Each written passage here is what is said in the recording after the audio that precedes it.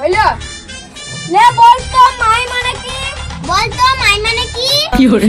না মাই মানে আমার। মাই মানে আমার। হ্যাঁ। বল তো মাই হেড মানে কি? মাই হেড মানে কে জানে স্যার জানি না। মাই হেড মানে আমার মাথা। ও বুঝলুম।